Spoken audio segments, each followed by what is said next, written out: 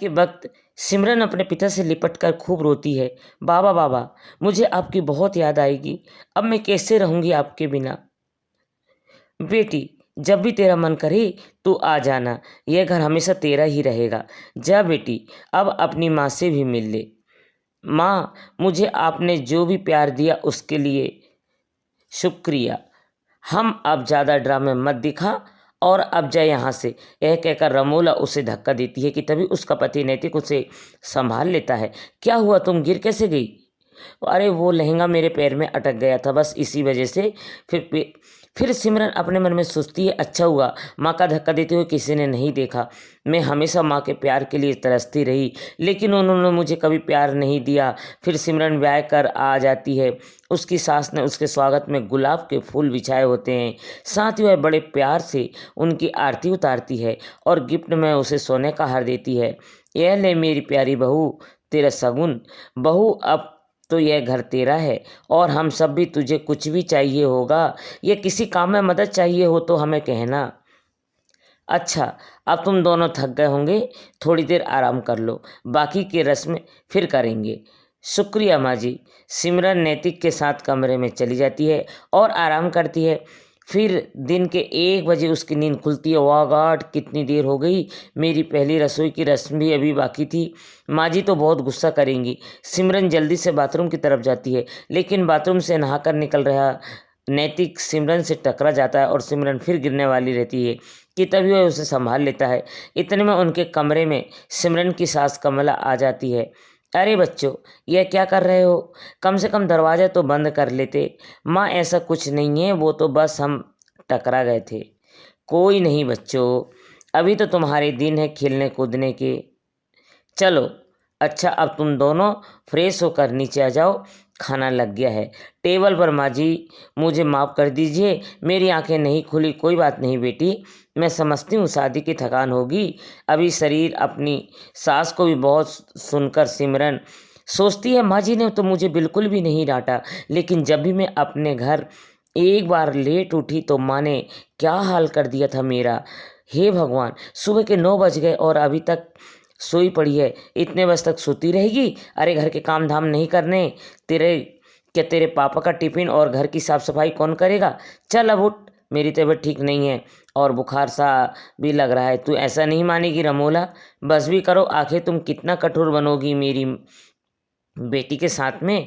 जानता हूँ कि तुमने उसे जन्म नहीं दिया, लेकिन कभी तो उस पर झूठी ममता दिखा दिया करो। आप चुप रहिए जी, मैं जो कर रही हूँ इसकी भलाई के लिए कर रही हूँ। कल को ये ससुराल जाएगी, वहाँ बीमार होगी तो क्या इसका बहाना सुनेगा। नहीं ना, अभी तो इसे तैयार कर रही हूँ। ठीक है, लेकिन उस बेचारी के साथ ज़रा ठीक से पेश आया करो, आखिरकार वो हमारी इकलौती बेटी है। तभी नैतिक सिमरन से कहता है, सिमरन कहाँ खो गई, चलो तैयार हो जाओ। हाँ, कुछ देर बाद सिमरन तैयार होकर नीचे जाती है। उसकी सास उसकी नज़र उतारती है। हाँ हाँ हाँ, थू थू थू थू थू, मेरी बहू को किसी की नज़र न लग जाए। मेरी प्यारी बहू अब खाना खा ले। वह सब मिलकर खाना खाते हैं। फिर सिमरन प्लेट उठाने लगती है तो उसके हाथ में एक प्लेट नीचे गिर जाती है और टूट जाती है। अब माँ जी मुझे माफ़ कर दीजिए। वो मैं कोई बात नहीं बहू। अरे क्या हुआ बहू, तो इतना घबरा क्यों रही है। कुछ भी तो नहीं हुआ, बर्तन है टूट गया तो क्या हुआ, दूसरा आ जाएगा। नहीं नहीं माँ जी, वो मैं सचमुच, मुझे माफ़ कर दीजिए। मैं बहुत गड़बड़ करती हूँ। मुझे मत चलाइए, मत मारिए। गरम जली तूने ये क्या नया कप तोड़ दिया, मेरा नुकसान कर दिया। अब मैं देख क्या करती हूँ। रमोला चूल्हे से गर्म लकड़ी निकालकर सिमरन के हाथ पर लगा देती है। सिमरन जोर जोर से चिल्लाती है, मत जलाइए मुझे, मत जलाइए। नैतिक जल्दी से सिमरन को गले से लगा लेता है।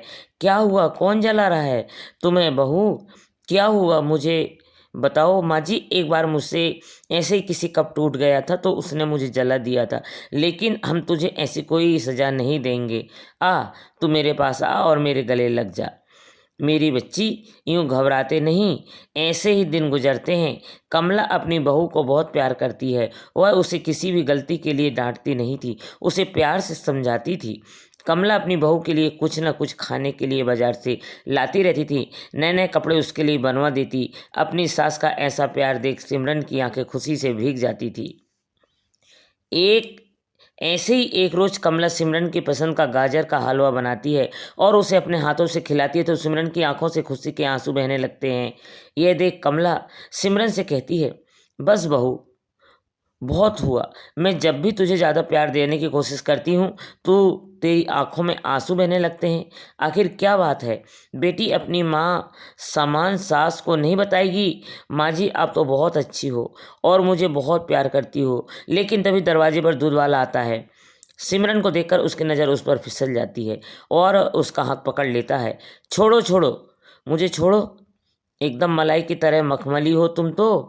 तभी कमला भी वहाँ आ जाती है और उसे देखकर दूध वाला कहता है, माँ जी देखो ना, आपकी बहू मेरा हाथ पकड़ रही है। कमला जोरदार थप्पड़ उस दूध वाले को मारती है।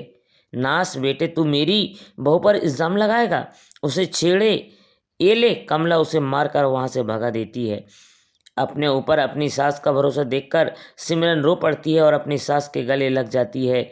आप बहुत अच्छी हो माँ जी, आपने मुझ पर भरोसा किया, नहीं तो मैं तो क्या माँ बहू आप पूछ रही थी ना कि आपका ज़्यादा प्यार पाकर मेरी आंखें नम हो जाती है, क्योंकि बचपन से लेकर आज तक मैं जिस प्यार के लिए तरसती रही वो प्यार आपने मुझे दिया है। जब मैं 6 महीने की थी तभी मेरी माँ गुजर गई थी।